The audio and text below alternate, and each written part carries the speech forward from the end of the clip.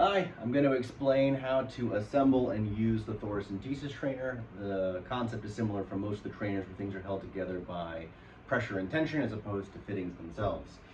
So the kit will include a base, which essentially holds the object in place at a slight angle, the waterproof container so things don't leak.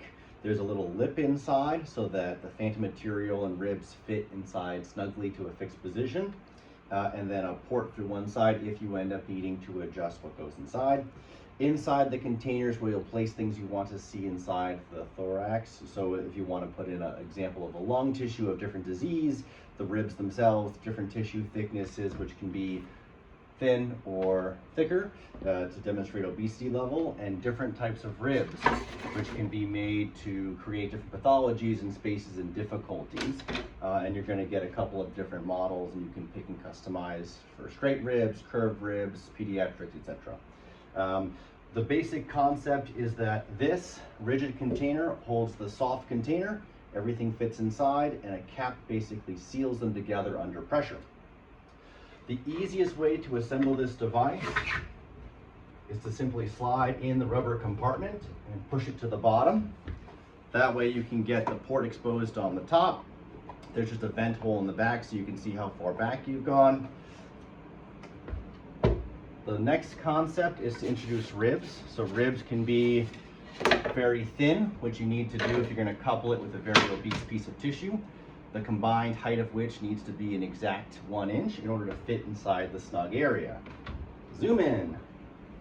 So for this, we're going to do obese tissue with very, very thin ribs, which combined will be 1 inch. You set the ribs inside the container, snug against the backdrop, and that holds up the tissue. The tissue is pretty uniform, so you can use it in either direction. If you manage to beat up one side, just flip it over or use heat to seal it.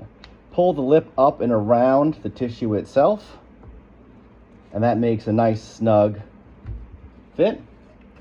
The lid then goes over and compresses the rubber against the phantom material, and that makes a nearly waterproof seal.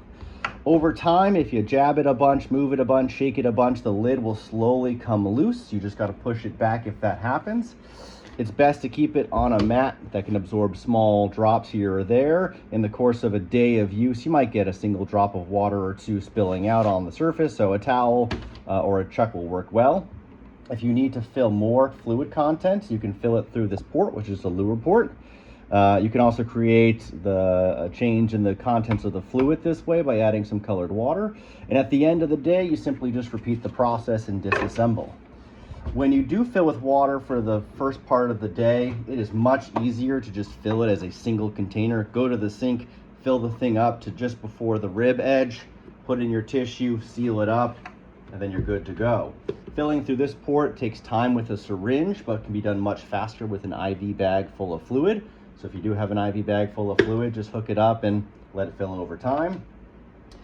If you do need to change the tissue, it is much easier to remove the lid and set it up right before making the exchange. And then you can trade for, say, a thinner set of ribs, but when combined with thinner tissue still is enough of a distance to fill the edge container. So like always, take the ribs, fit the ribs inside. If you find it's a lot of tension, it's hard to get the object in, what you can do is you can pull the rubber base out a little bit so that the whole lip section is out of the container before placing objects.